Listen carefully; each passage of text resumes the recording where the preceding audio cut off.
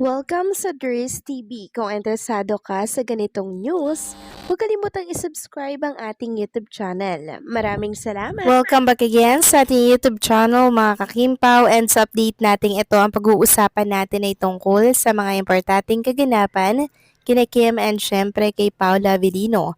Pero bago po ang lahat, maraming salamat sa inyong patuloy na pagsuporta at pagsubaybay sa mga daily update natin. Kaya naman bilang pasasalamat, narito po ang ilang napili kong komento patungkol ito sa naging previous update.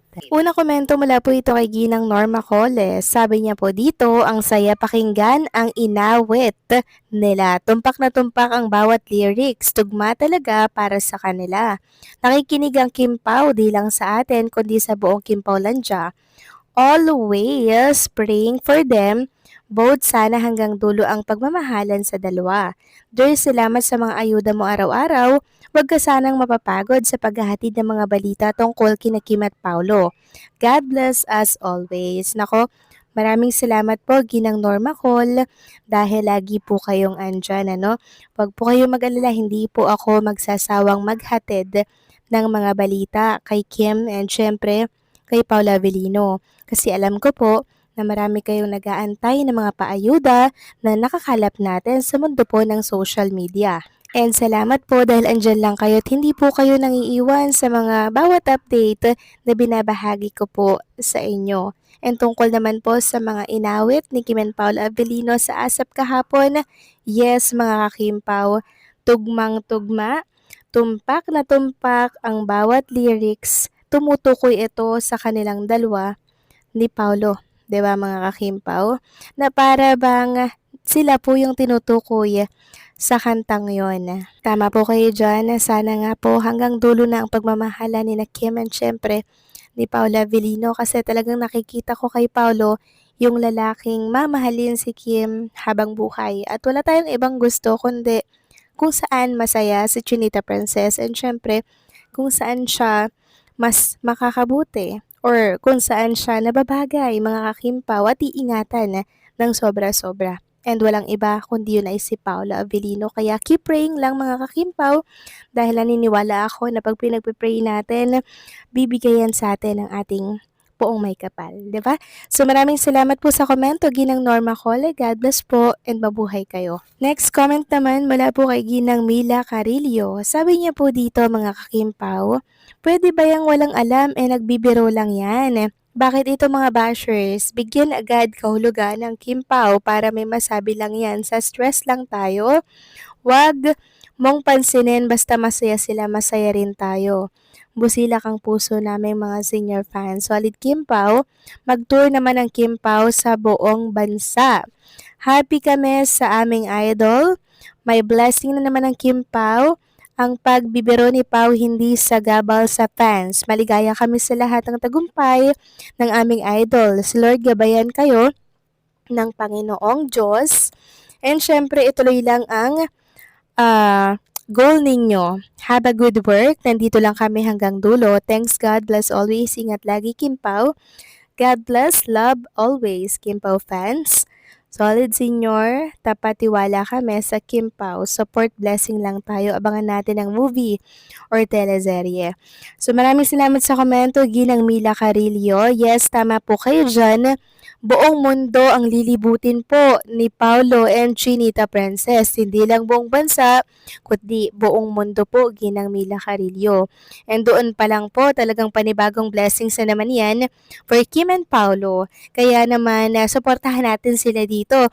At sa mga fans naman po sa iba't ibang panig ng ating mundo, suportahan at mainit nating tanggapin ang pagpunta dyan sa mga bansa po ninyo ni Kim and Paulo Avellino. So maraming salamat po sa komento, Ginang Mila Carillo. God bless po and mabuhay kayo. So eto na nga, pag-usapan na natin mga kakimpaw ang mga topic po na nakalap natin sa gabing ito. Tunahin na nga nating pag-usapan ang naging post po ng isang fan dito sa X. Ang sabi niya, ang cute ng Kim Pao talaga kasi nagkakahawaan na sila ng mannerism, pati mga kilos nila at pagiging madaldal na rin.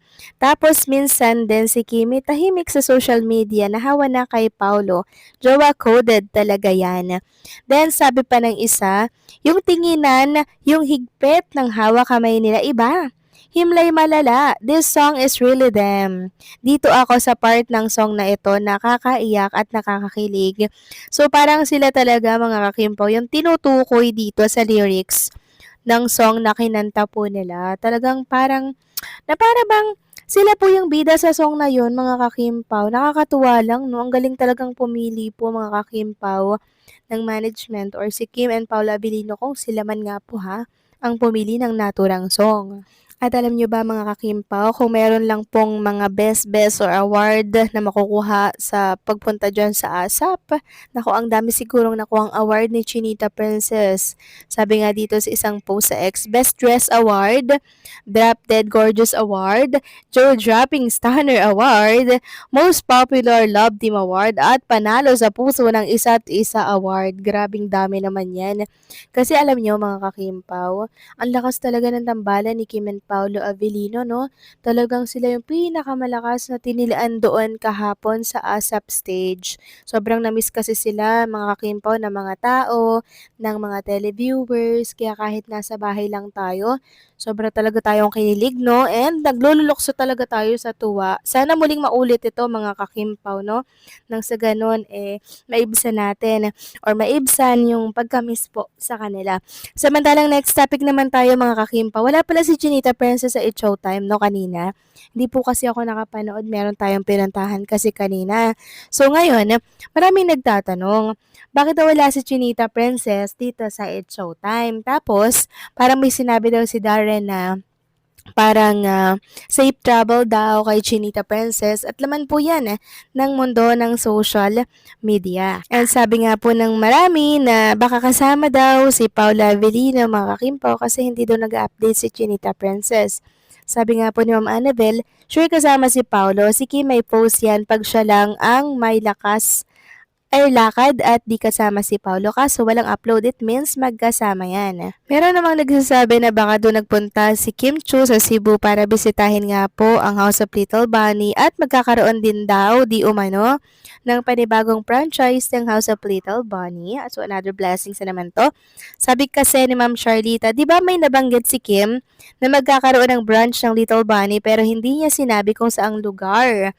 Baka yun ang inaasikaso niya kasi mabibisi na siya sa April kaya inaayos na niya yung mga pagkakaalam ko. So, pwede rin mga kakimpaw, 'di ba? Kasi nga po mabibisi na si Kim Chu this April, tapos may gagawin pa silang project ni Paula Avellino, 'di ba? So, siguro inaano niya na, no, sinasayos na niya or ino-orient na niya yung kanyang kapatid kung paano ba patakbuhin ang naturang business kahit malayo po siya. So, possible na ganun mga kakimpaw, hindi po ba? So, pwedeng yun po ang maging rason kung bakit wala si Kim Chu sa It's Showtime. So, paano mga kakimpaw? Hanggang dito na lamang po ang update natin at maraming salamat po sa inyong patuloy na pagsuporta.